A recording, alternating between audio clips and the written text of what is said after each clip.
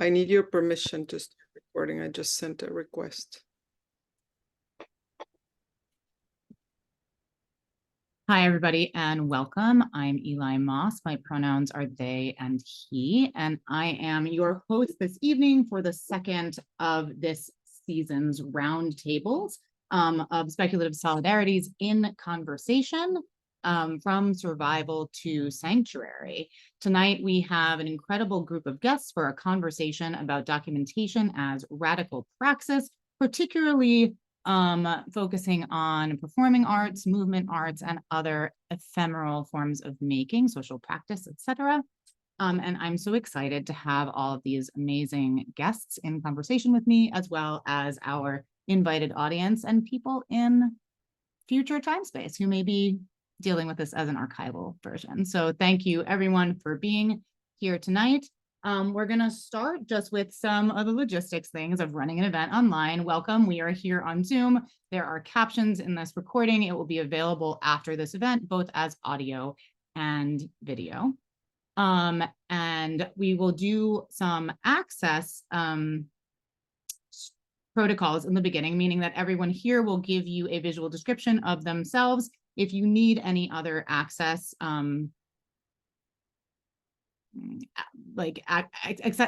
if you need any other accessibility things during this performance, please text us in the chat and we will do what we can to help.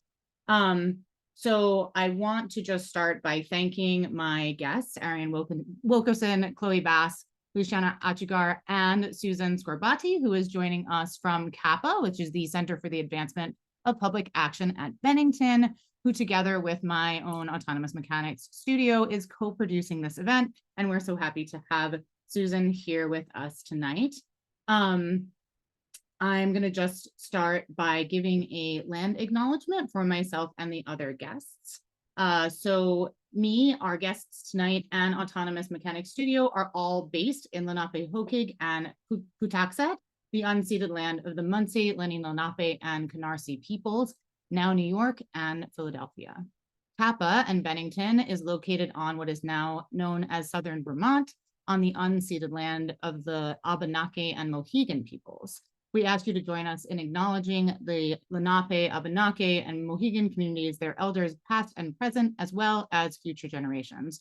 We also acknowledge that many arts and educational institutions with which we work have been founded upon exclusions and erasures of many Indigenous peoples, including those on whose land these organizations occupy. This acknowledgement demonstrates a commitment to the process of working to dismiss the ongoing legacies of settler colonialism.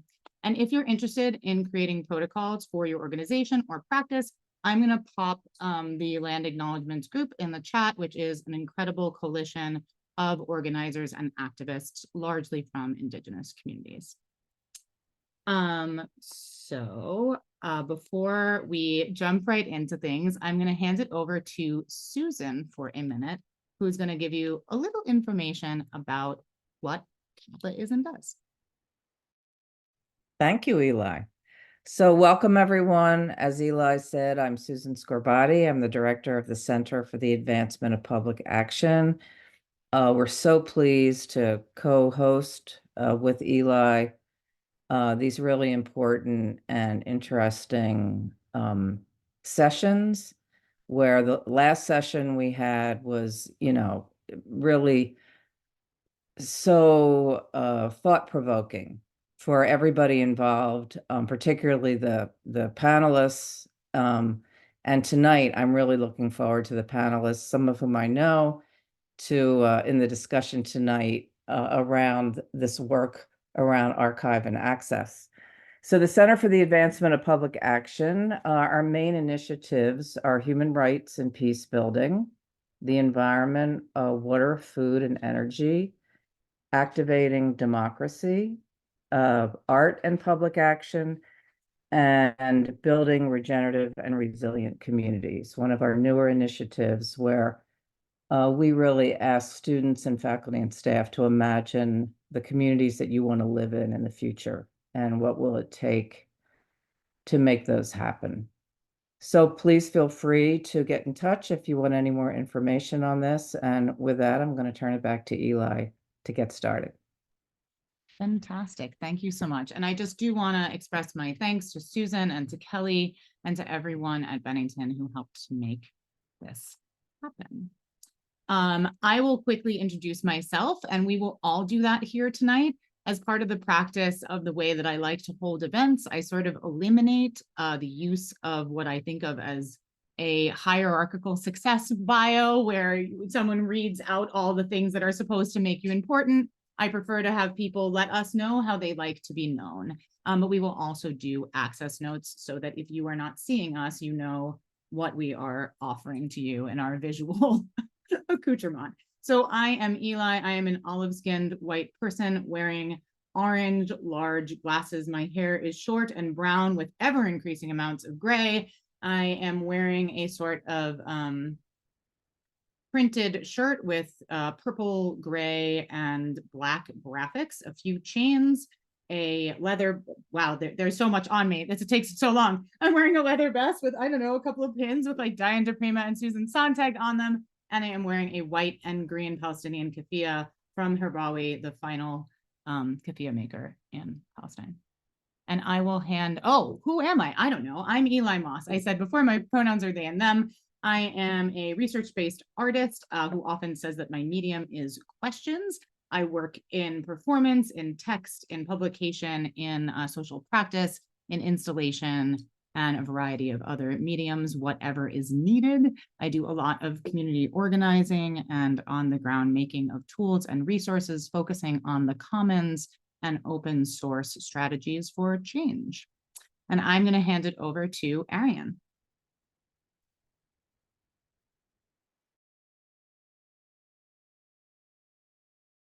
Your audio is off, babe. Oh, perfect. Sorry, look at that. Like, nice way to start. Hi, everyone. My name is Arien Wilkerson.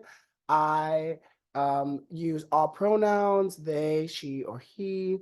I am a Black person. I am I have a buzz cut. I am wearing a brown shirt, and I'm in my underwear. I'm in my house. I'm sitting on a beanbag.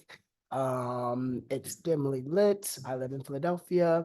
I'm an experimental performance artist and curator.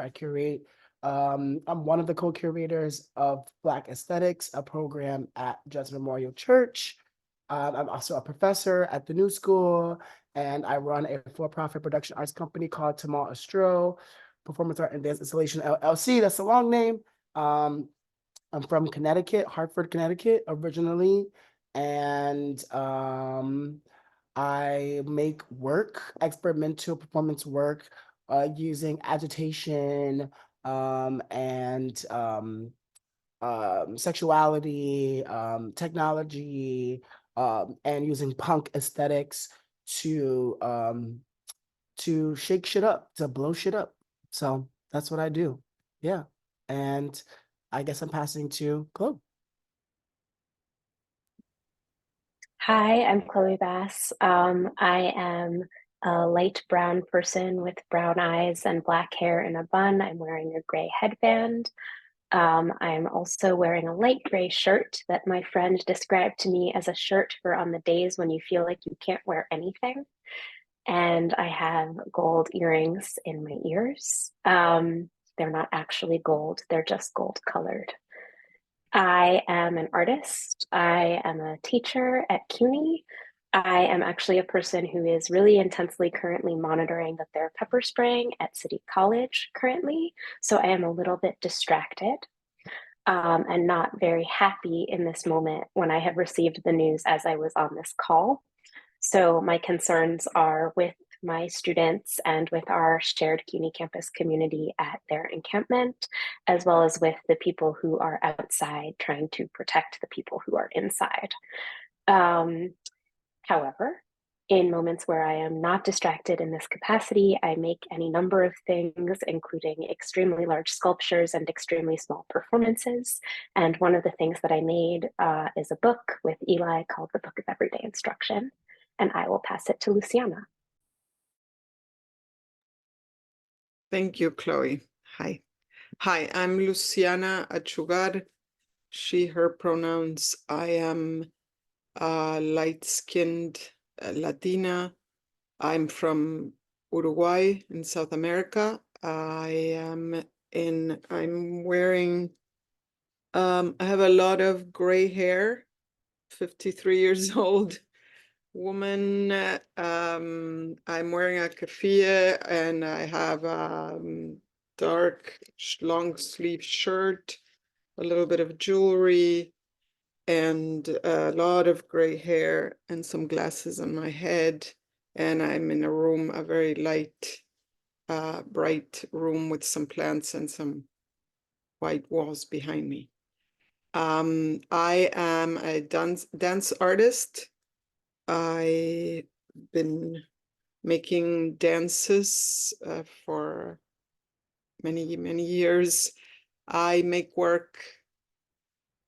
I teach dance. I am currently a master's student at Bennington College. I have been making dance, and through the years of making work and being interested in the possibility of making dances less as an entertainment and more as ritual and as a practice of transformation, I created this method that I call the practice of being in pleasure, a practice of becoming uncivilized and decolonized. And I believe, I hope that dance and art can be a way of changing consciousness and a practice of celebration and liberation. I don't know what else to say. That's it for now. Thank you. And I'm going to pass it. I mean, amazing. What? That's amazing. Okay, good.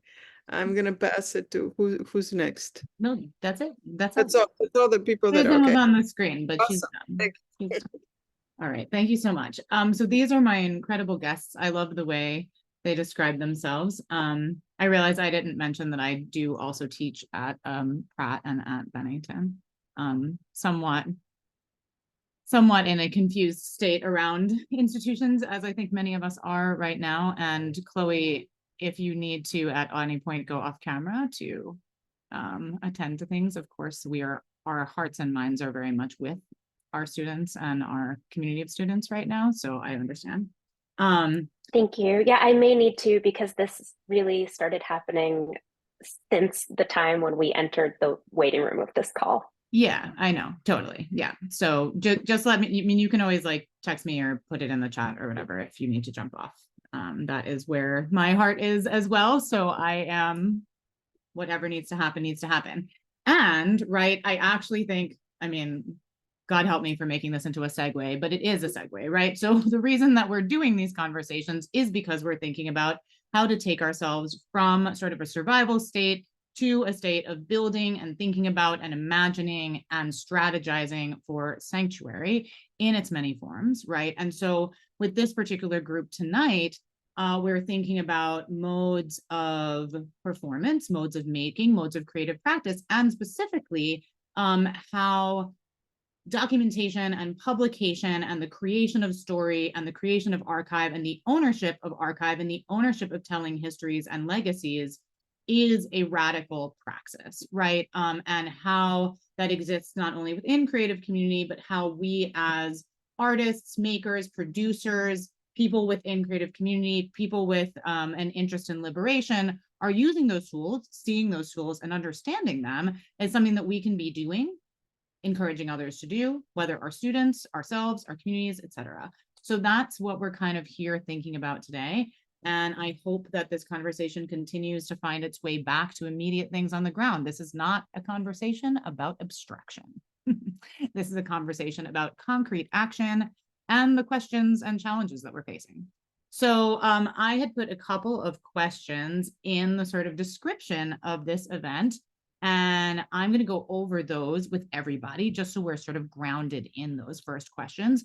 And so the first one of these was, what happens when we consider the production and maintenance of a living archive and access to that documentation as essential tools of what I think of as sort of human meaning making, right? So who gets to tell the story and who hears it? So I had a first question that I had given to our guests tonight, and this is kind of the macro question, right? And this question is how these artists here see the past, present, and future production and maintenance of a living archive as essential tools of meaning making. How you each see this as political, and maybe if people want to give some examples of where they have observed this in the arts or in general, and how they see this as connected to other justice work. And then the sort of addendum to that is how we feel this is important for our particular mediums and for performance and movement. And after these artists, our amazing guests, talk a little bit about this, I will bring us back to talking a bit more about how this works in my practice in terms of what archive and access is as a framework. But I want to hand it over to these guests who have this question in text. And guess what? I'm going to put it in the chat for you lovely people so that you can also see it and you didn't have to remember everything that I just said. So I will open it up to my guests, and someone can jump on. You can raise a hand, or we can do this informally like we were in a physical place and not on the internet. Who wants to go? Unmute yourself and jump in. I will call. Can you post the question so I can see it as I talk about it? Mm-hmm. But I'll go first. Sorry, y'all. I'm in a very low dim area, but I need that for myself right now. So that's that. I think there's several things, right? That like, I think right now we're just living in a current living archive, you know, like we keep a living archive sort of alive by the sort of oratorial language that we use. So what happens when we consider the production and maintenance of a living archive?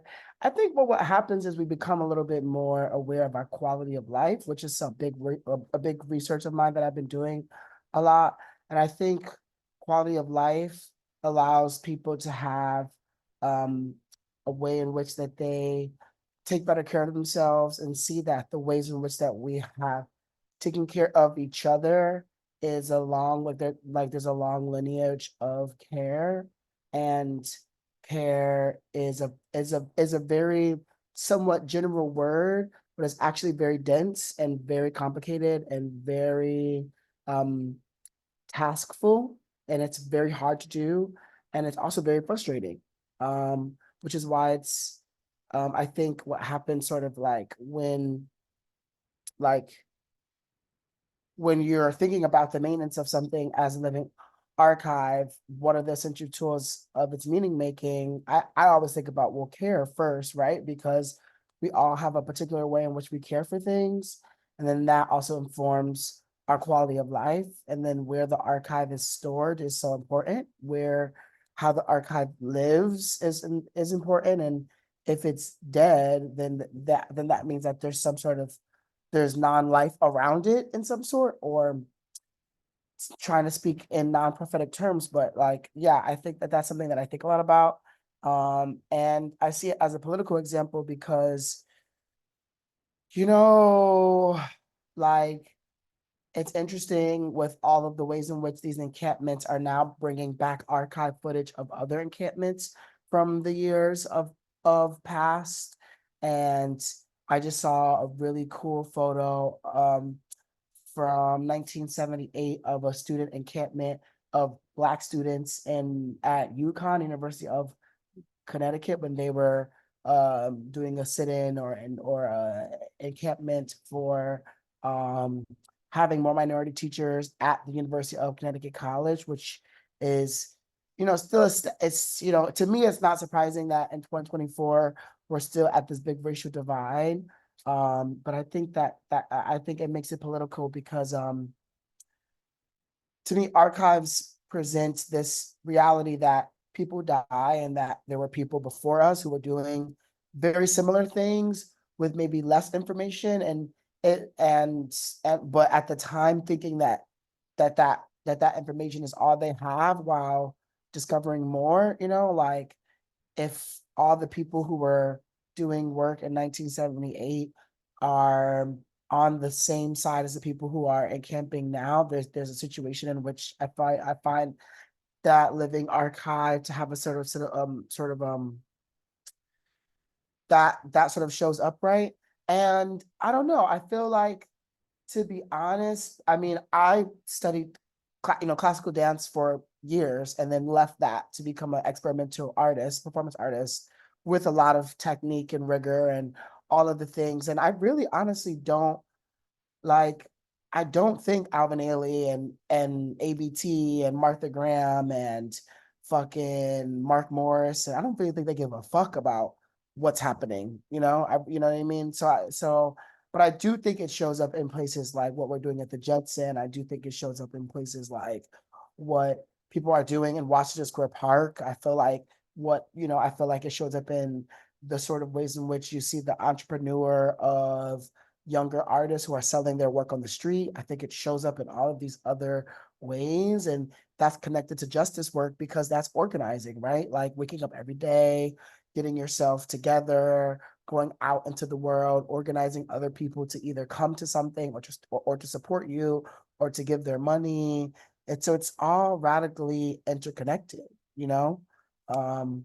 But yeah, if someone wants to jump in, I feel like I'll just leave that like that.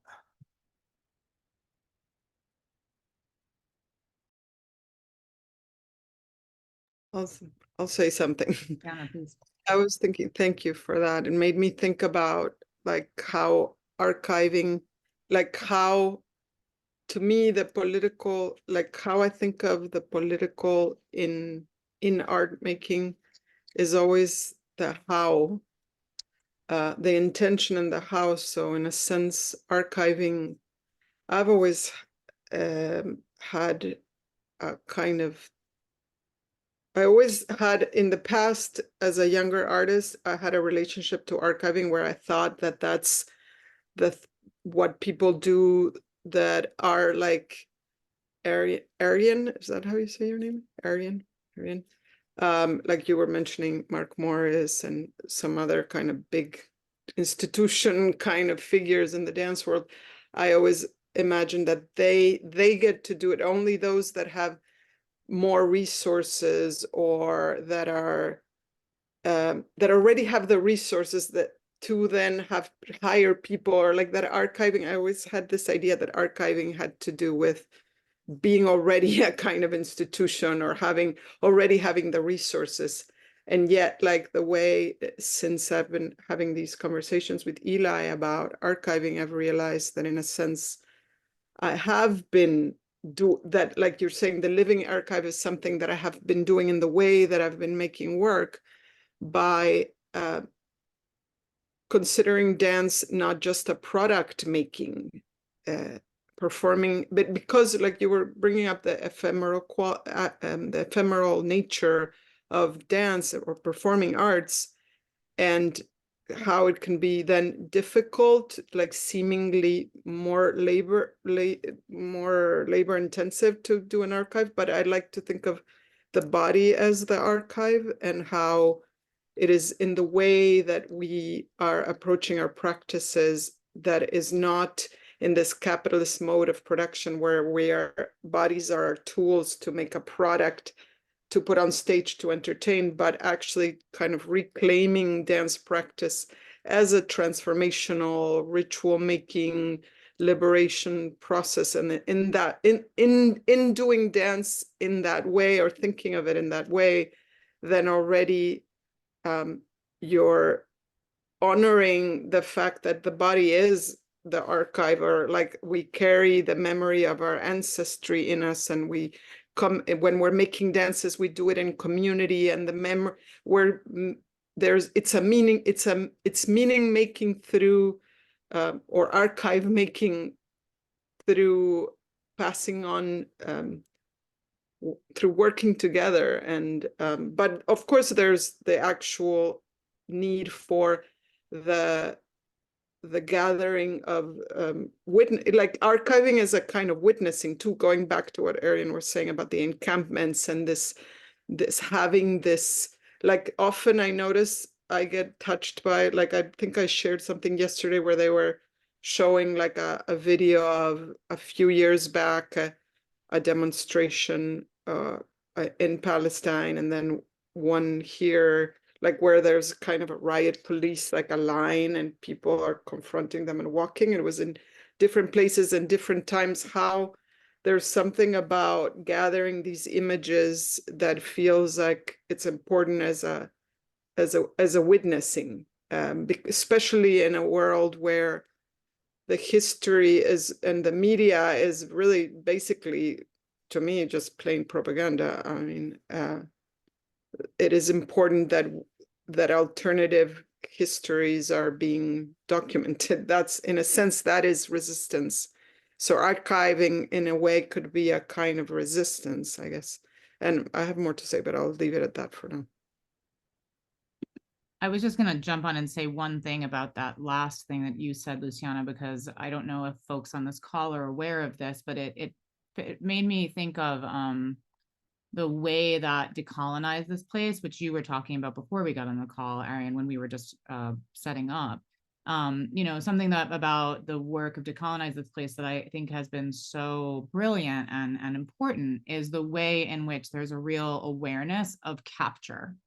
Yes, thank you. Right. So Arien has one of their documents there.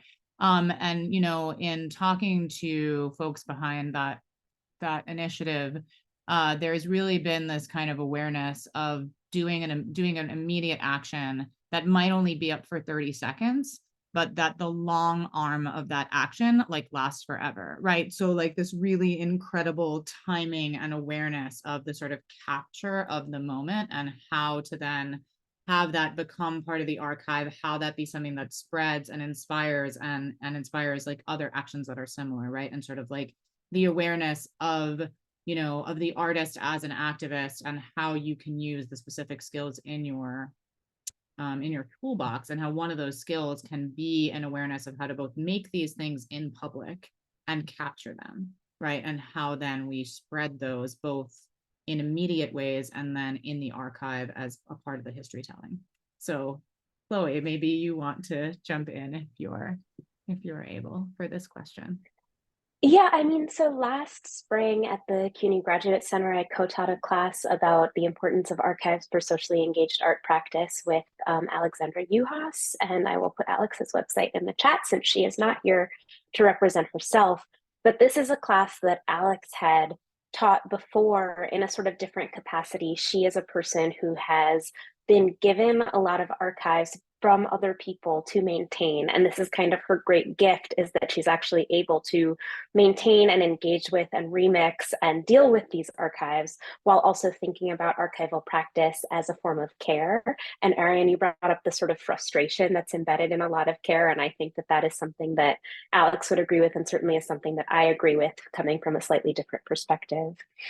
But it's interesting to me because through that class where, yes, I was co-teaching with Alex, but I was also kind of co-learning at the same time with my students, doing readings for the first time that we had all never done before. The extent to which the archive was developed as a tool of the state and as an instrument for replication of state power, and the decision about what is included or not included in the archive as a formulation of that power, means that the archive kind of takes on this propagandistic nature no matter what. And I actually am here to argue that even in wonderful examples that I support, like Decolonize This Place and other forms of radical archiving, we're doing the same thing, where we're really choosing very specifically what to include and what not to include.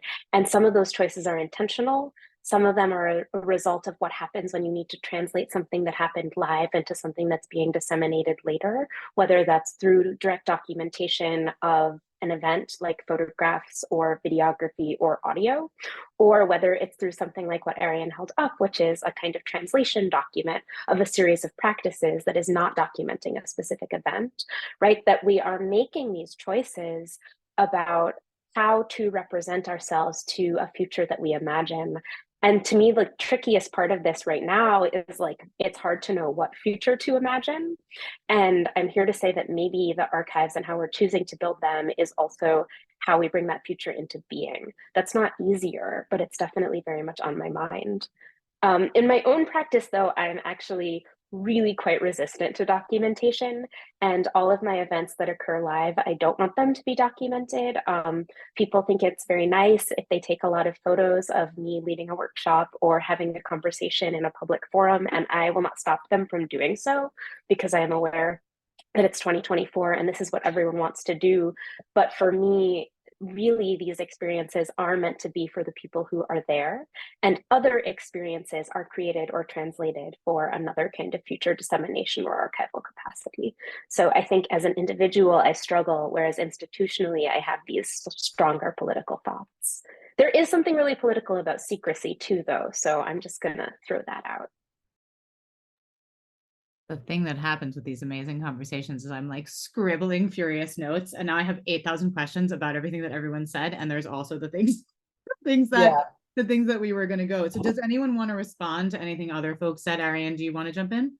Yeah, I just wanted to add to something too that I said. And to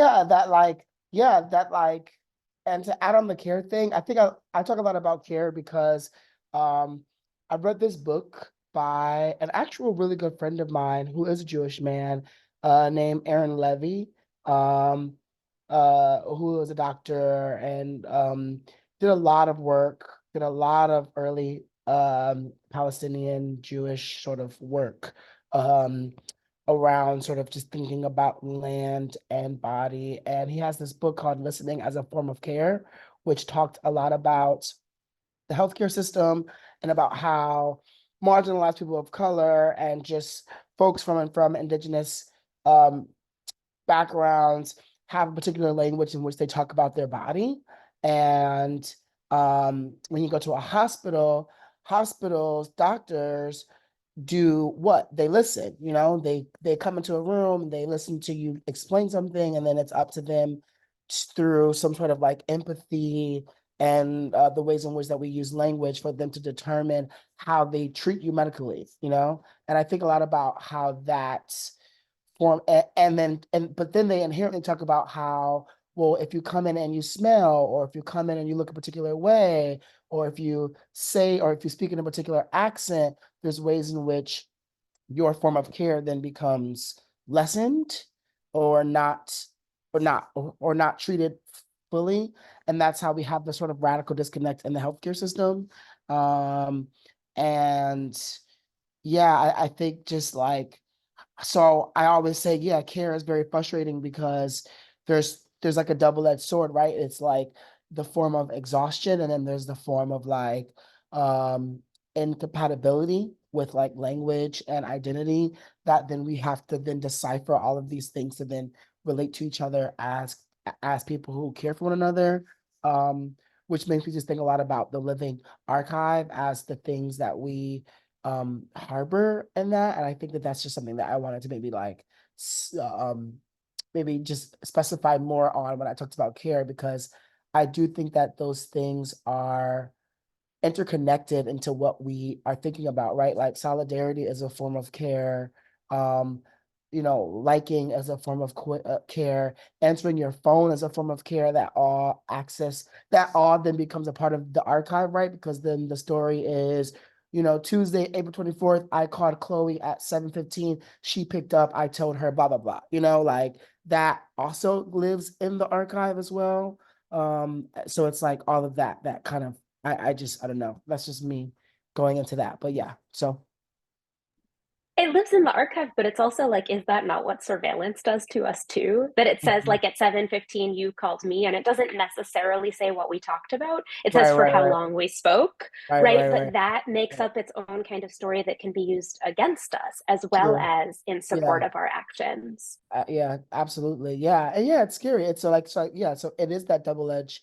Everything is double-edged, which is like, I use the word scary, but when I say scary, I'm not saying that I'm scared. I'm saying it's scary because sometimes I'm like, how can we sleep at night with while knowing that the world is so corrupt and so fucked and taking from us all the time, even while we're sleeping, So yeah. I think that's part of that sort of overwhelm, right, is one of the reasons that I love to sort of think about the concrete, like in something as specific as sort of like, how can we make documentation as a form of care, and it feels very tangible, right? As you go to encampments, the libraries that are happening there, as well as the sort of online libraries that people are disseminating of strategies, tactics, of histories, of terminology, et cetera, like are such an incredible part of that movement, right? And so much of that happens in sort of DIY publications like zines and so forth, right? And things that can be easily reproduced and can be easily copied and that don't have sort of copyright laws, right? And so I'm thinking a lot right now about forms of care and how this does function as a form of care. And immediately, like who I ended up thinking of right away was David Henderson, who is a poet who's often thought of in connection to sort of Harlem and New York City and the Black arts movement. And both, I'm thinking about David in terms of his own lineage as sort of a storyteller, a story keeper, a witnesser, but then also as a person who's like relationship to community intergenerationally has inspired both caretaking and caregiving. And I know many people in organizing circles and in poetry and the arts in New York who are currently on the team of David's caretaker. So we're both interested in, you know, preserving his work, working with his work. We're inspired by his legacy and other people who are doing work in other periods of time. But then it also does often translate, I think, or run alongside kind of people who are thinking about taking this sort of step to be like, how do I make sure that this person's work gets published, gets seen, gets in hands, gets in the archive? You know, and I mean, for me, lineages of that. Oh, I already put it in the chat, but I love that it's there again. I found it and dropped it there. The care book, Arien. But you know, I'm thinking about, I mean, for me, lineages, you know, that have come before me have had to do with folks like Diane DePrima and Amiri Baraka, and you know, their publishing concerns and them publishing Audre Lorde and people like this, and sort of people who have chosen to sort of say, I don't have a lot of money, but I want to make sure that this gets into the archive, right? And I want to sort of lean back into to our questions around what Chloe was saying around sort of like every time we're making an archive, we're making choices, right? Of like what gets saved and what doesn't get saved. And yet I think for me, and I guess this is where I'll sort of tip a little to like what I have thought of as the archive and access protocol, and like what my goal has been in sort of creating organisms or platforms for publishing that are focused on open source access, always publishing on Creative Commons, like even print books, et cetera, and what it has meant to prioritize thinking about people learning these tools as opposed to like having them, learning them, keeping other people from learning them, and giving myself now a new organ of being the person who's choosing, right? And how for me, like it's actually been about like, oh, I realized that I had more power than I thought I did. And as soon as I realized that, I was like, and I want other people to realize that they have that power, right? I mean, it's funny because I just thought of this as I was saying this, but like anyone who knows like books that I published on the OS for many years knows that in the back of every book, there's like this page about like documenting, right? And it says like document. The document is this thing, and like you have the power, and you're like Dorothy. You never knew how much power you had, right? But that page, which is in the back of every book, was really about saying like, I don't want to become this thing. I'm not trying to become this thing. We're trying to think together about what it means to have ownership over the fact that this has always been a thing that people have participated in, and it's available to you. And what are ways, especially now in the ways that sort of technology versus craft, et cetera, has allowed us to do these things without a lot of startup costs, right? Which has changed over the last couple of decades. Like, what does that change for us too? So I'm going to step back again and ask folks if they have any sort of examples of places that like they're seeing this happen, places that have been inspiring for them. Chloe talked a little bit about Alex's work, and I've worked with Alex in the past too. She's really amazing. Her work with like what would an HIV doula do right now is really amazing, and I see that happening in very profound ways. But maybe a little bit on places that you've seen this historically happening that have inspired you, whether in the arts or beyond, or something that's happening now that you're doing or that is exciting for you.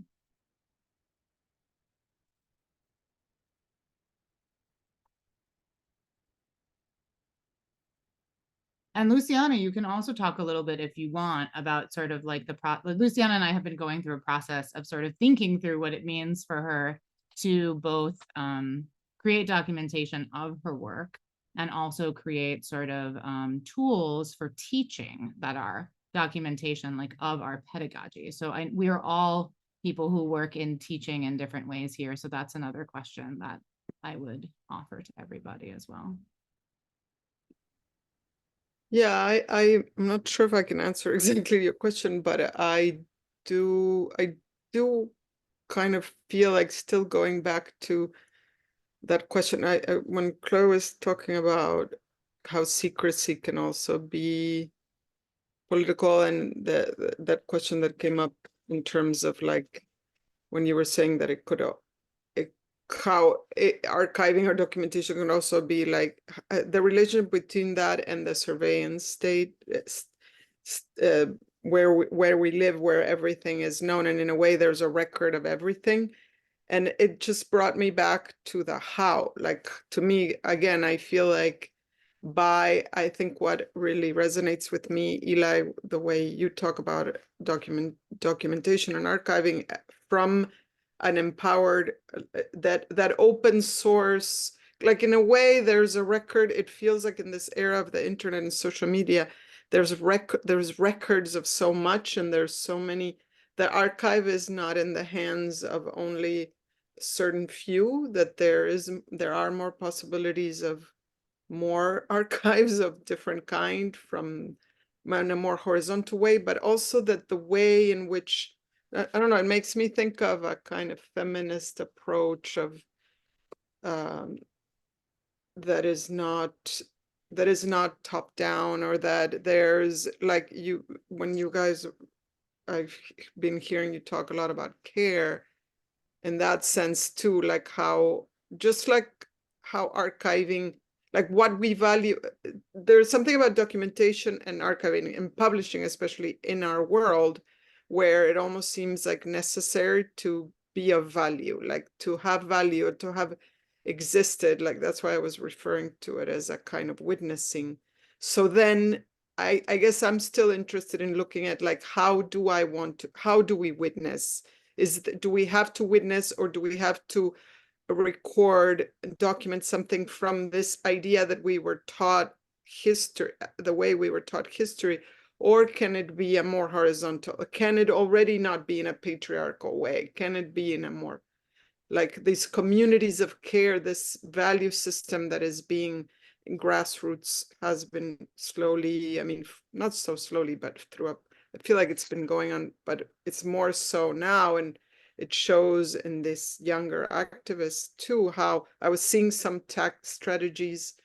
Like I was watching some video in Colombia, and they were doing that People's Mic that I remember during Occupy Wall Street, that I remember that, as far as I know, it began there, but maybe okay, so like it passes like an archive. That's why I keep going to, I guess for me, like this archive as this, like in dance, how, because in some cultures where there hasn't been the technology of publishing, how there are other archival forms, and how publishing can also be looked at from this way.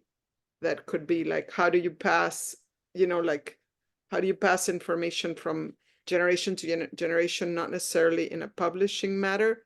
And can publishing be not this, for lack of a better word, oppressive or like standardized thing? And then that we, as artists, that we get to, like, that's what I've been interested in these questions of how do I, when I then document, can that be an art practice in itself, or anyway, I'm repeating myself, but I'll leave it at that.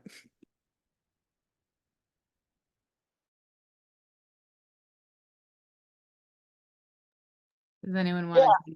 Yeah, I mean, another really cool thing that I've used in my class and just use in life as a book, which features a bunch of other artists or conversations. It's called On Value by Ralph Lemon. Ralph Lemon, which of course you may know, Luciana of course of his work. And it has a lot of other different, performance artists, Will Ross, Cyril Mitchelsons, and writers like Fred Moten and curators of the MoMA and things like that, talking a lot about, can you archive a dance? Can you acquisition a performance piece, and is the archive, like, can you buy a dance, like you can buy a painting, you can buy a sculpture, you can buy a film, it goes out on DVD, or you can buy access of an old film, but can you buy a dance, can you buy something that can only be performed again by bodies that have the particular modalities to do the thing, that is in the film, or that is in the piece. And the only ways in which that dance sometimes becomes an archive is if it is videoed or photographed, and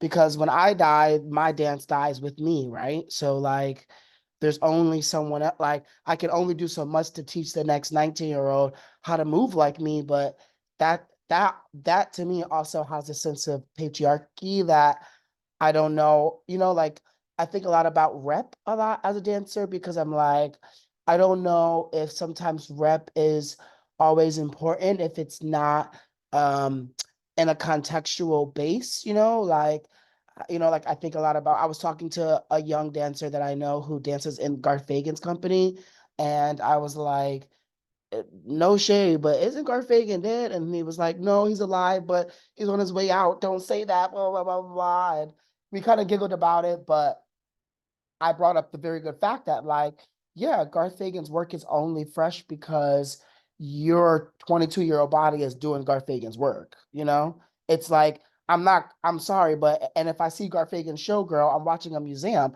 I'm literally like going to the museum to see a piece. I'm not like opening up, my Instagram or my YouTube and checking out the hottest new thing. I'm like watching something that has a particular dated quality to it that is a historical piece in my eyes, you know what I mean? And when I see Revelations, every time I see it, I'm like, wow, look at history, look at the form, and there are people who does that forever and ever, So yeah, I think there's also this really interesting thing that comes up to me about performance that I'm always thinking about with my body and with the acquisition of a performance or the acquisition of political performances. I saw recently in Philadelphia in 2009, Alan Capero's Chicken. They did a remake of Alan Capero's Chicken here in Philadelphia. Alan Capero, which was an artist at the Judson and showed work at the Judson as well in the 60s or so,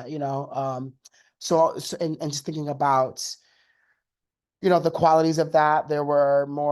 Like a lot of the cast were Black and brown trans people. One of the leads was a Black trans person. Like, and so I don't know.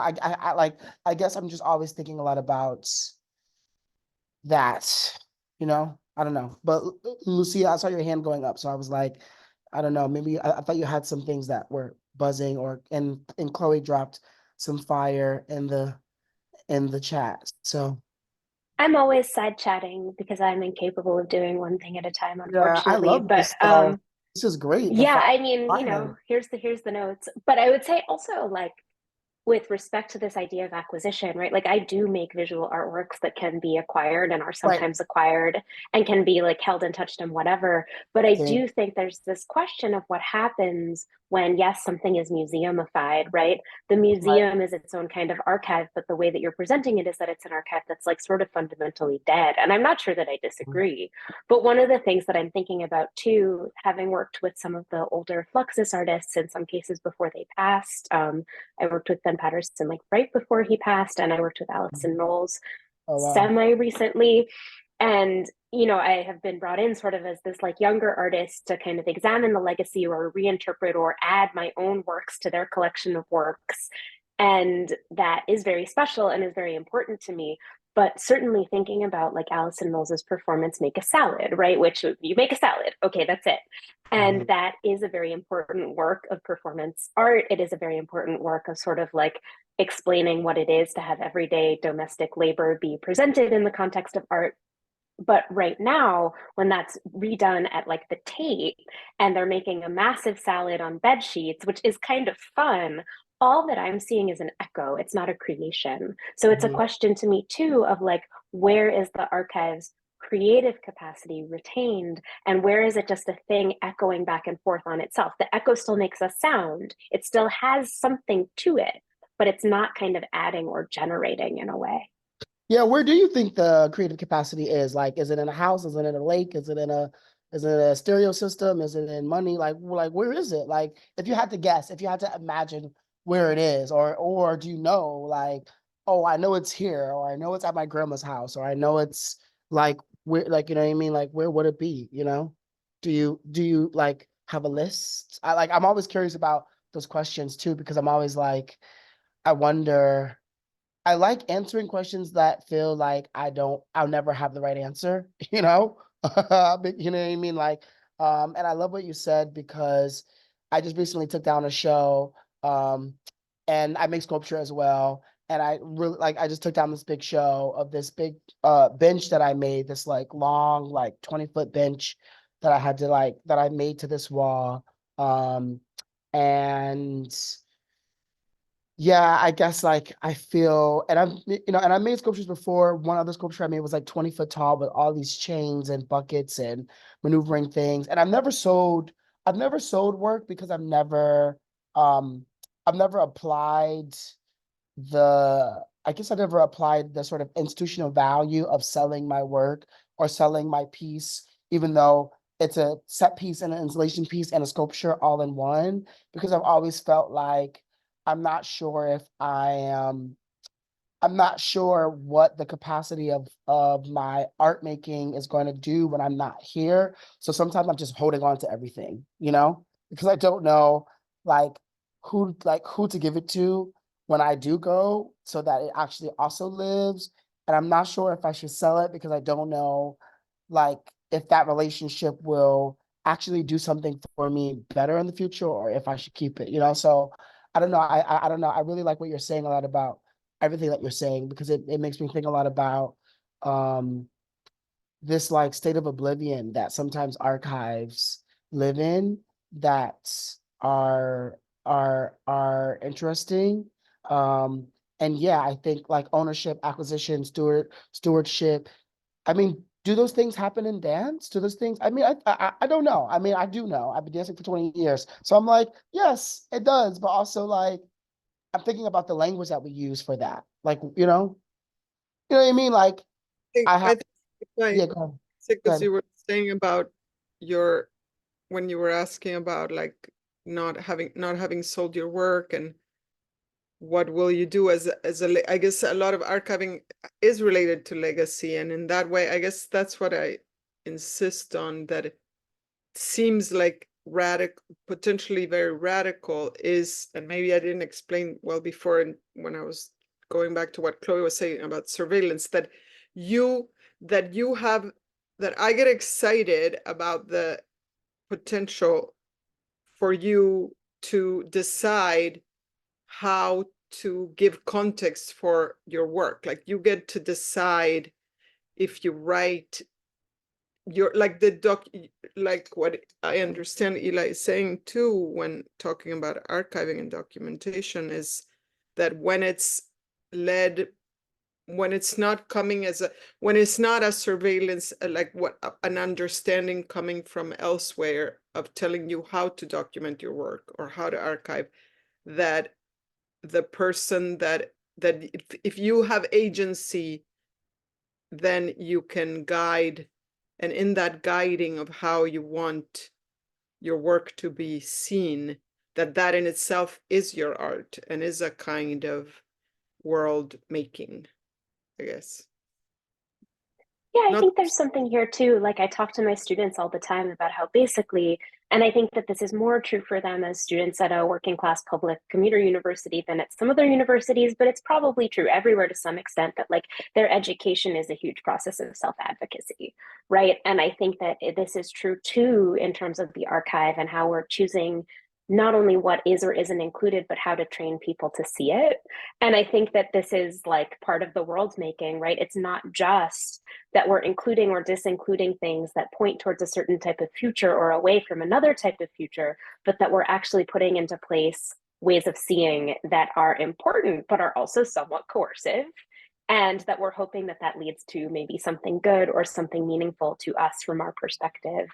But this idea that the archive too is like a self-advocacy in the present, a desire for, I don't mean inclusion in the sense of like diversity, equity, and inclusion, but like a desire for a certain type of inclusion of memory before it's maybe just like an empty echo, in the way that I was talking about before, does seem very central to this series of questions. There's so much here. I love this idea of like, how can the archive like be creative in the future, right? And I think in particular in terms of like performance and dance, as opposed to kind of rep, and you know what Arien was talking about before in terms of like trying to reproduce the way in which the body held a dance, or like dancing in a particular style, or trying to sort of like historicize or kind of like be the museum like of something in the past, as opposed to, you know, I guess I'm just thinking in terms of dance and movement and performance art, like the move to the instruction, right, or the score. And for me, so much of, you know, the act of the archive and what gets exciting for me, and this is connected to what Luciana was saying too, is about kind of, you know, how do we invite someone to go through the process that we were going through, right? Like not as much I mean, and even in the question of sort of selling work, because I have a similar thing, a lot of my more material art practices, I never sell, because it's actually about like what I'm learning while I'm making the work. Like I'm not, it doesn't even occur to me to sell it, because it's not like, it's not the performative part of my practice. Actually, it's the, you know, the going to the shed part of my practice. And I'm sort of like, what I want to sell, what I want to share about that is how you too can go to the shed, right? I'm like, come to the shed with me and do this thing, right? So I find myself thinking about sort of like the act of the documentation of, on the one hand, and this was very much like, and is very much the archive and access protocol. It's sort of like acknowledging that there is so much archival telling around the story of who was making things, what was being made, when was it being made, and also like even the archival analysis from an academic perspective, like being aware of how like academic modes of research then retell or fix the canon, but again with like these very specific inroads of like, I now am looking at this and saying like, I'm going to do a corrective, but the corrective too is problematic, right? So it's sort of, you know, how do we say, well, if someone's going to tell my story, if I at least said part of my story, like Luciana was saying, right? Like I'm making this dance, but don't tell me and don't tell other people my dance meant, that person's dance meant this. I think, I mean, and this is a little bit of like being neurodivergent, like even in high school, I remember being in classes where I started to get introduced to not only like art and texts, but writing on those things, like critical writing on those things, where it would be like, these themes in this book meant blah, blah, blah. And I was like, I don't know. I already don't believe you. I think that person is like, that person they're writing about is dead. And like, that's what they think is happening there. But like, you cannot put those words in that artist's mouth, in that writer's mouth. You know what I mean? The sort of like the writing of the story about what was happening, there is so much kind of the idea of how much ownership has been, you know, deployed by these institutions of power over telling the story of like, what it was like for that person, what it was like for groups of people, and these mythologies of what it is to be an artist, right? So this is kind of my segue into the question a little bit of like, where did you or didn't you learn these things, right? Like, you know, Arien, you were talking about sort of like your experience as a classical dancer, right? And I think for any of us who went to like art school or went to school in creative ways, or I mean, even, you know, really rigorous academic research study too, it's so like, this is the way that you're supposed to do it. And you know, there to a certain extent is like a historical analysis or offering of like, and then there's this other radical way. But something I definitely experienced both in being like a visual and performing artist, I mean, to a certain extent when I was like in school, and then certainly in architecture and design, and then definitely in the social sciences, was like, here is radical practice, don't do it yet, write about it, right? It was sort of like this, you know, and these kind of radical ways of making were not really encouraged, especially like while I was in school. And so I, you know, and also the sort of idea that you would have agency or ownership, especially as a young artist, right? That sort of idea that like you should be waiting for your time, right? And that it's not your time yet to sort of like tell your own story. And I think that that's changed, right? I mean, obviously we are all people who are now teaching, and we're not telling people that, right? But I wonder if people would want to talk a little bit about sort of like the changes that have happened for them, or, you know, if there were people as you were learning who were sort of encouraging you to go outside the sort of academy's way of teaching, or like where those types of practice came for you. And Chloe, you know, you said earlier, you were like, oh, I don't, you know, I'm not into documentation like of your performance stuff, but you do make so much text and documentation of your work in different ways as well. So we'll come back to that too, but I want people to know that there's that dual part of your practice. So yeah. That wasn't a segue that said Chloe had to talk, but you can.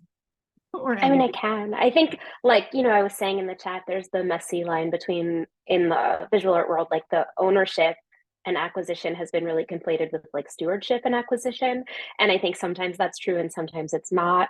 And, you know, I agree that some of the things that I make, if they are not acquired by an institution, actually, like, I can't store them. So they're going to have to be destroyed, physical works. And then there's other things where it's like, I don't want you to be able to have that. It's not to say that nobody can have it. The people who are there can have it, right? So if it's a more performative, workshop-based, lecture performance, walking, kind of experiential sort of work, the way that that lives on is in the memories of the people who experienced it. And if they forget about it, that is part of how it lives on, actually, is that it is forgotten. And I'm like into that.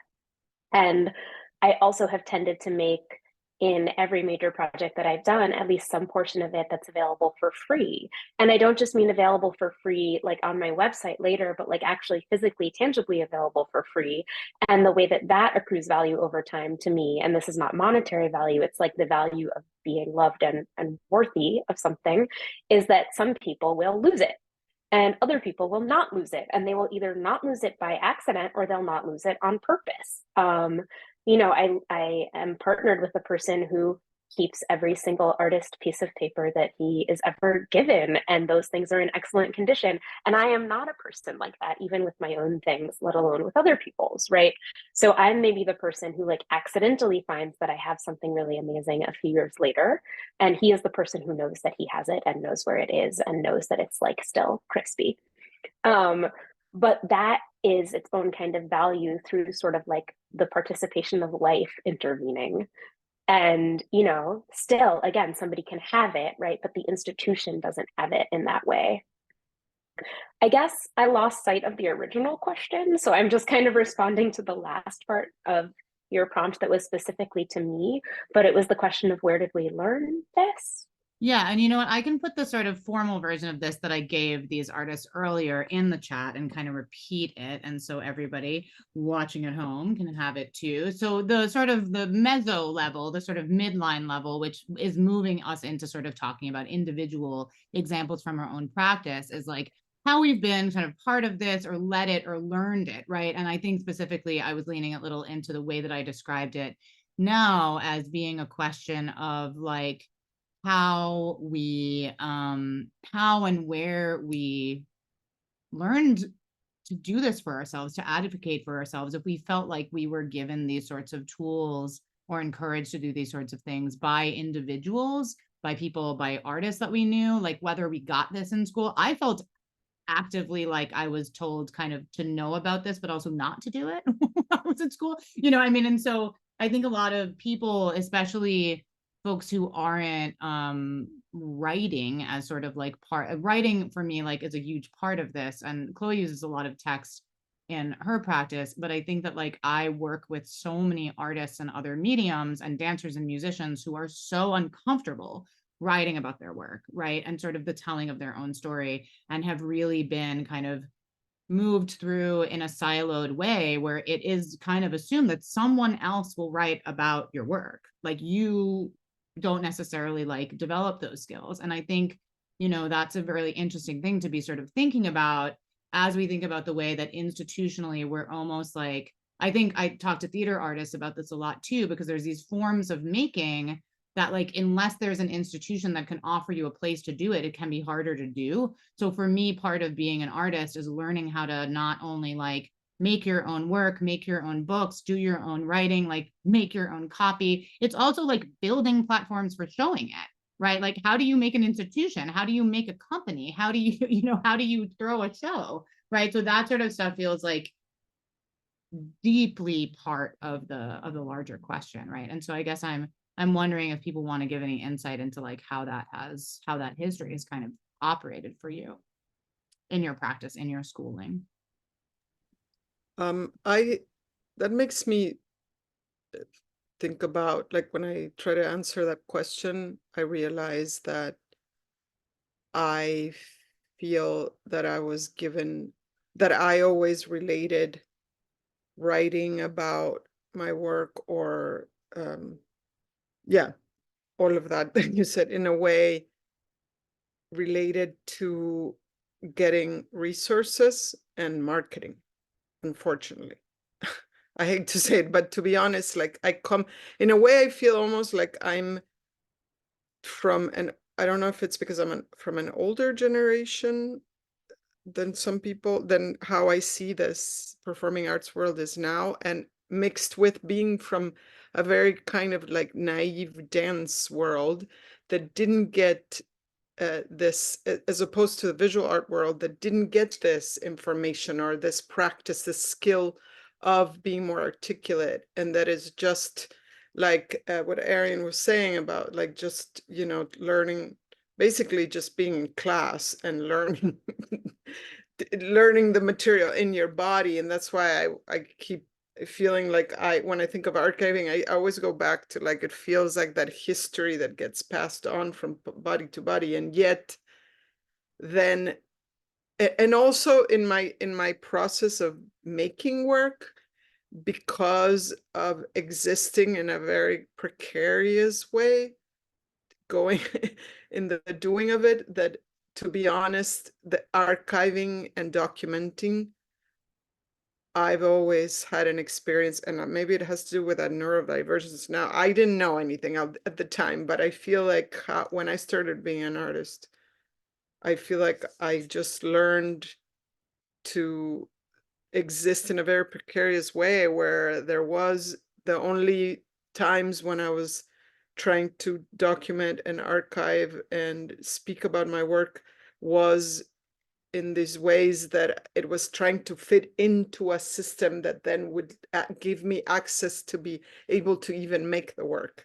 And so now, only many years later, in trying to actually actively write, even though I know a lot of younger artists already have been publishing already, even though I've had a whole kind of a couple decades of making work, and I'm only now trying to write about it, I realized that I have to first let go of this learned thing of a kind of imposter syndrome, or almost like pretend that I can, to realize that again, that, oh, I can do an archive, I can let my work, the work that I've done, the aesthetics of it speak, that I can write from there. I can create my own way instead of what I was always taught, which was you have to do it in this language that is a kind of, I feel like kind of like selling marketing language, that not to make a binary of a selling bad completely, but I always, in a way, in the making of the work,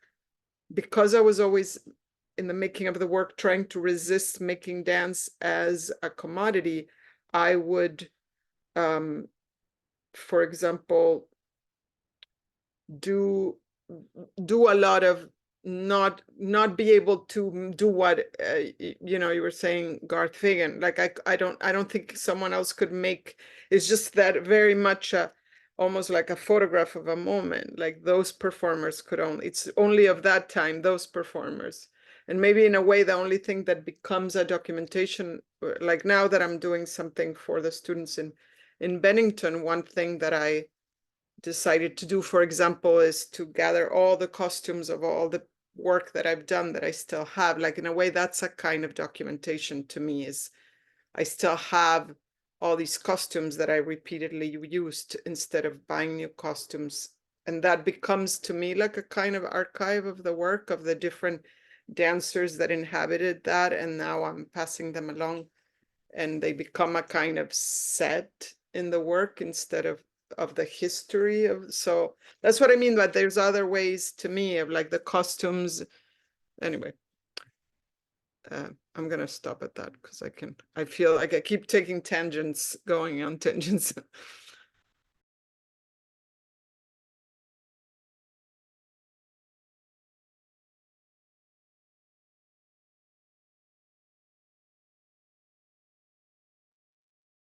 So I see we're almost at 9. So I wanted to just say quickly 2 things. So, this was, as we wrapped up here, I wanted to give the artist sort of an opportunity, yes, to respond to this last question, which was sort of about like your own kind of lineage and relationship to learning this and teaching it to others. And then if anyone wanted to talk about like a specific project that they're working on or that they've done in the past, to give folks an example. But I think that that's kind of been happening already just naturally.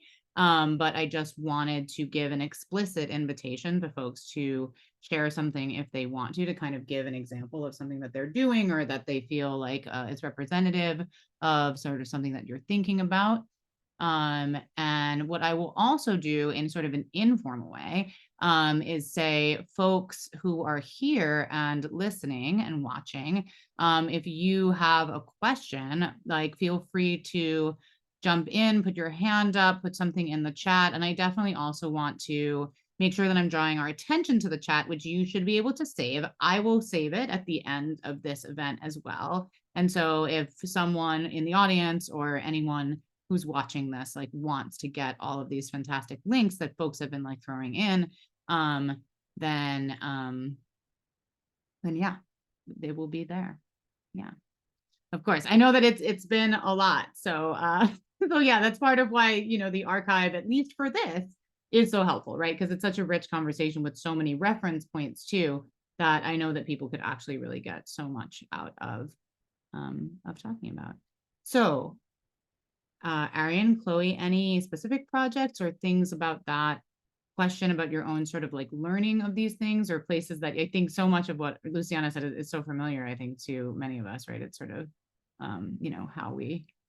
how we did or did not feel like we had to kind of unlearn or relearn or teach ourselves things that were really kind of left out of our way of learning. Or, really sort of, the unlearning is so resonant, right? These kind of ways that we were taught to do things, and then we're like, actually, that's not serving me, right? But it's so ingrained, right? And you've been, that is a from survival thing too, isn't it, right? As artists, I think we do get taught like, don't do this or do this, and this will hurt you. Oh, Chloe, you might have been at this. This was like a million years ago when the project that was before the operating system started, Exit Strata, there was a show at a gallery in Brooklyn that I did at Launchpad. Were you there? You were there, totally. And my whole thing at that point is I was really interested because this was quite a bit ago. It was either like at the very beginning of Etsy or like kind of before the sort of Etsy, like the whole kind of dropship revolution where everyone was making stuff. That was happening quite as much yet. And there was still so much resistance around kind of like make your own things, especially for people who sort of like consider themselves to be fine artists. And the notion that you would like make your own merchandise. There were a lot of people who were like, if I do that, that will cheapen me and I will never get a show. Same sort of thing with like publishing, right? The notion that like if you published your own book that you would never get a contract, that's been proven to be totally fake, right? And now there's like a proliferation again. Oh my God, I love that you found that. Chloe is on it. The Facebook event for that thing, which I can't even remember how long ago it was, maybe 2013, I want to say like 2012, 2013. Great event. So like, for every artist or poet or whoever who was there, we made posters and postcards and mugs and all sorts of things. And I was like, who's allowed to do this? And we had a round table, very much like this, talking about like how we felt about that. did you feel like you had permission to make a mug with your art on it? I mean, I've been doing it for years. I started using like Cafe Press in like 2003 and putting like my photographs on underwear. You know what I mean? I was like, this is a photo of the World's Fair on a thong and you too can have it. And I thought it was hilarious. But people were like, oh, I love that you feel like you can do it. I was like, literally, why not? It's hilarious. But there were all these people who were like, this will damage my reputation. Right. But now sort of like zine fairs are now like, and of course, then as we were talking about before, as like Allison Knowles in the museum, now we have the Brooklyn Museum doing a show about zines, right? Which is the sort of like co-optation of sort of this thing that is about what you do when you aren't museum. You know what I mean? It's this interesting kind of elision, right? So anyway, I have gone off on a tangent, but individual projects, individual thoughts, your own relation. Pop. Yeah, I mean, I'm working on, I just finished a residency here at University of the Arts in Philadelphia, where I live. And that was really great. We had a 3-day exhibition that I curated and produced called Arena, Advancing Radical Experimental Negritude Art, which the first day was a performance of my work, 835 Hours of Hope and Despair, which is a sort of ongoing piece about America's radical tradition towards violence and about the sort of American rags to riches story, which is to rags, sort of like, and when I say American, I say it like in a very negative way. And sort of about how we employ and deploy a pain upon each other. And then the second day was a piece called, was a noise show called Stygian Noise or Stygian Noise, how you pronounce that? And that was a really incredible Black and brown noise show. And then the last day was Malcolm X Betts doing Niggas at Sundown, which, you know, explores the relationship to his body and the relationship of sundown towns across America. And we are doing Vault at Kaj World next year. Vault is a piece of mine that is with 4 other collaborators. Marisa Williamson, who is at Virginia University, Kevin Hernandez Rosa, and Nicholas Hermbana, who went to Yale. When I was working at Yale years ago as well, we all teamed up on a project that looks at contaminated schools across America, across the world, essentially. And that's been a really interesting thing. For the past 7 years, we've been doing this research on schools that have contaminated folks with cancer. My mom being one of those folks who have went to a school that has given her cancer. And she narrated one of the performances vocally with her voice, which I found so refreshing and so interesting to have that type of work interrelated into the work.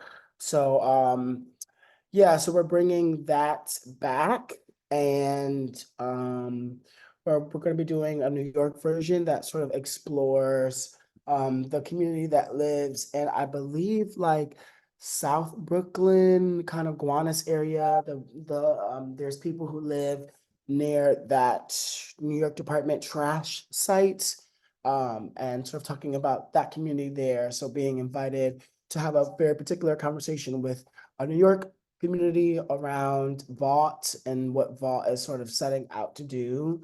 And super excited for that. And yeah, just trying to maintain taking care of my body, you know, as much as I possibly can. And yeah, really just trying to move forward. I also want to say I really like I really liked the HIV doula website. You know, I feel like that's such a great resource. I've been HIV positive since I was 18. I'm 32 years old. So there's a lot of work around HIV that people aren't talking about a lot. So I really am happy that that is sort of making its come around. You know, I always say when I found out that I was pos in 2009, the language was very different from how it is in 2024, you know, and people who are not pos can only do so much, but to be a pos person, there's a particular weight that is very specific to the human identity. So I really am just very appreciative that people are sharing, you know, HIV doula and that work. This is very important. So yeah, thanks. Thank you, Arien. And I did the notes of throwing both vault and arena info in the chat for folks if you guys want to learn a little bit more about those projects of Arien's.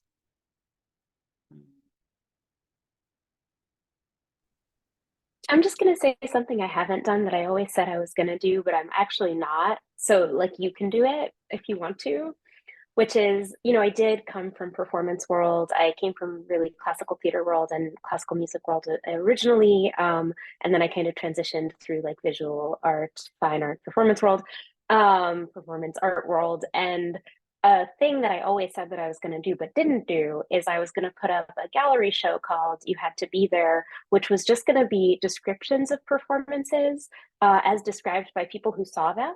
And with absolutely no documentation of the performance, no context for what the performance actually was or really was, just simply purely the audience members' recollection in language made into a transcript and vinyl printed onto a wall. And since I'm never going to actually have time to do this, if you want to do it, there's a free idea.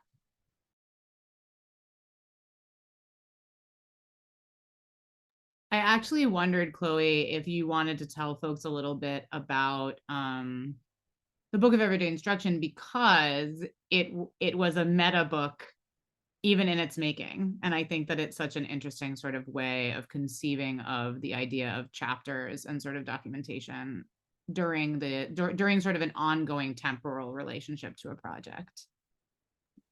Yeah, so the book for the Book of Everyday Instruction was really the last thing that happened, and it kind of made the project into a museum. And at such a time, it became maybe an echo, and in a good way, in a way that I'm really happy with, but also in a way that closed down the entire cycle. So initially, I said that I was doing a project called the Book of Everyday Instruction, which was a visual art, studio art, social practice series of projects. And I said that I was writing a book or making a book. I didn't say I was writing a book. I said I was making a book because I found that in other fields, when people said that they were making a book, that the expectations on them were that they would be working on this for like 3 to 7 years. And that during that time period, nobody would be like, what are you doing next? Because it was so sort of like reverently held as an achievement that was very clear for people that they could be left alone. And I'm very resistant to like the constant productivity part of even frankly, like the performance art world at the time. You know, I was taking place in a lot of performance activities where every time people felt like they needed to present a new work. And I was like, you just performed Friday and now it's Sunday and you're making a totally new work. And there's something like beautiful about that, but also I found it to be like not great for me as a pace. I could do it as a viewer, but I couldn't do it as a maker. So I did the book so that everyone would leave me alone. And it was a series of 8 projects, 4 of which were sort of more explicitly social practice projects, and 4 of which were more explicitly studio-based projects. And those series of 8 projects became an exhibition, which was actually originally at Washington and Lee University, but really finalized at the Knockdown Center in Queens. And then Elæ and I made the book of the Book of Everyday Instruction, which is, as you said, a meta book, but also is not a documentation of everything that happened. It is a reinterpretation, translation, representation, and additional set of materials to this series of 8 projects. And I love you giving that framing, right? Because I think part of what Chloe's talking about is sort of like these ways in which, like, if we kind of acknowledge even in the making of our book, in the making of our work, these sort of like pressures around sort of like how we, other artists, people in the world, people in institutions sort of have certain respect for or reverence for like certain kinds of projects. Like, oh, I'm working on a book, and then people leave you alone. And how long does it take? Like a while, and people still leave you alone. And I know Luciana and I have talked a bunch about this year, because there's this sort of, you know, like as you're, especially like if you're a fellow or you're doing a master's or whatever, like how much people expect you to do, and how in a way you know, the making of work is so anathema. And I talk to my architecture students about this a lot, because I think in architecture, the pace and the rigor is so demanding that they're actually, we were just talking about this as the semester like closed out, and I've really been stressing to them this year what I call the difference between the work and the exercise.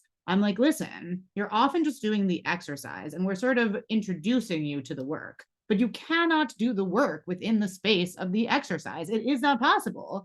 And your mind, as it gets these beautiful ideas and is seeded, you can't really necessarily do it like in that time, right? So like, how do we create these frameworks for ourselves that give ourselves permission to take that space, and kind of the way that Chloe did, like through that project in a way, and sort of like, how do we then perform it outwards and name it? And what do we do that kind of can speak to giving ourselves that space? It's sort of self-care.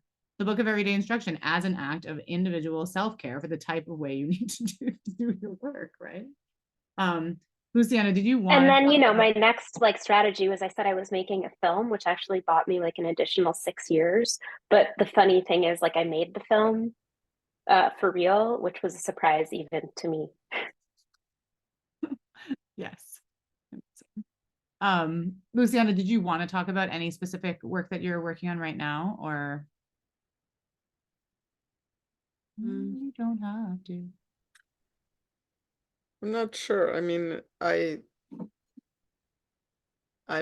been, I don't know. I'm not sure, because I feel like I'm making something. I started making something with the students, but I'm not sure how to frame it here. I don't know. I mean, I think in a way, in terms, I mentioned it in the beginning in the intro, but I feel like when during a time when I was creating, like Chloe was saying, I feel like I too have shifted to in the last few years, I've slowed down a lot in terms of production, partly just because of less resources, but also because of burnout, because of a resistance to functioning in a way that our system, in a way, because like the kind of work I make is actually about being in the world in a different way. And I guess if I were to mention something about the work I've done or that I'm doing, is going back to school to get a master's, partly is to try to get more time to transition to the possibility of being an artist without having to produce a show every year or every 2 years, but that my work feels like it is more about the pedagogy of it, like a way of being in the body. And like, can the work be not just, can the venue not be a theater? Like, I thought about this a lot during the pandemic. Like, when I started writing more in a different way, not just writing to get grants, but like I was thinking a lot about like the body as, you know, a theater without a body, like a body without a theater. And that, what if the site is our own bodies, and then my work then becomes not a dance that I produce to be served to an audience, but is a kind of a dance as a device for transformation, a kind of method, of a way of being, a lens, even an embodied practice that turns into a kind of way of perceiving the world. And then that's why I've been working on trying to let language come from this, to find the language as a kind of, not just a score, but as a way of evoking a different way of being in our bodies. You know, in this last question, and then I think we'll sort of more formally go into a Q&A, but I think something that I know all of us are dealing with is sort of like how a lot of the language we've had to produce is the language of grants. It's the language of trying to get money for our work, right? And how that becomes this odd way of performing, right? Of like performing your work to fit certain needs and expectations of other people, right? And like how the pacing of things like grants and grant cycles and support for your work. And I think this is how so many people end up trying to be in academia, right? Because of like the more consistency of, even if it's crazy, if it's terrible money, but like some money coming in. And it made me think about, there was, the kitchen does this lab, and they've been doing quite a bit of sort of archival stuff in the lab. And my good friend Lillian von Bertram was a resident doing sort of primary research at the kitchen. And in the fall, they had done this this conversation after having worked in the archives with like Jessica Hagedorn's stuff, and specifically about sort of like early technology and performance with like thought music in the kitchen in like the early 2000s. And I know that Luciana, you did a bunch of stuff at the kitchen in the 2000s, didn't you too? Yeah. And so like it was really interesting though, because what like Lillian and Jessica were talking about was in part sort of like going into that archive, part of what they went into is like the grants that they wrote at that point to like get money for things about technology that like could sell well at that point, because it was kind of like new, right? And so there was this, you know, it was so interesting to kind of be listening to Jessica sort of talk about like looking back at that time and be like, yeah, a lot of how I even understood what we were doing was like, because I was having to tell people all the time so we could get funded, right? And sort of like how that ends up even thinking about how we think about ourselves, because we're constantly needing to like dog and pony show for other people in order to do our work and be ourselves, right? So I guess I would say on this last kind of note about surviving as artists, right? Any notes about the writing of the self for grants and kind of like how we fight against that? And I do think that like having an archival practice, or a practice where we're finding other ways in which we are narrating our story, whether for ourselves or for other people, is kind of a countermeasure to only writing ourselves to sell ourselves, right? Like how that can be kind of a countermeasure. Arien, you're like someone who writes more grants than I. Than like anyone I know. I'm like, Arien is always writing a grant. Yeah. Yeah, that's a lot. That's very dense. I don't know. I don't know what to say. Yes, I do write a lot of grants. A lot, too many. I have to read a grant. Yeah, so many things about that. I also feel like, so like a big part of my practice is this relationship between institution and like sort of like I call it street or punk, or like DIY is like another really way of thinking about it. But like I've worked for many universities, what Yale, Penn, RISD, UConn, Trinity College, and all without a BFA, all without an MFA, just within art practice, and with sort of this sort of ability to, you know, like acquire language and stack all these things in my brain. And funding was a big part of that, because when I transitioned from heavy dance into making sculpture and experimental film, and when I worked at Yale, when I taught at Yale, was in the sculpture department, was not even really related to dance at all. But we talked a lot about embodied dance or embodied movement. But I don't know. I think there's just a big dent that I feel like is molding itself now, especially in this world where like I'm not sure. I mean, I've won 14 grants myself, but I'm not sure if they, you know, but I still feel like I'm poor, even though I'm in my apartment that I live with by myself. I still feel like a sense of like naivete every time I apply. I feel, you know, I still feel like a sense of, and it's not imposter syndrome, it's more like a sense of like, where do I begin to pierce the veil of my relationship to art and to art making and my practice and everything else in between those things.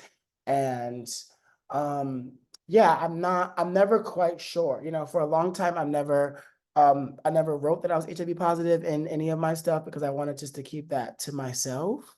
And then I started to also, and then I decided, oh man, wait, I think maybe I I think maybe I should use that. So then that started to become a part of my work. Yeah, I don't know. So I feel like there's a lot in there that I'm just thinking about, just like post hearing everything, that makes me think a lot about why I do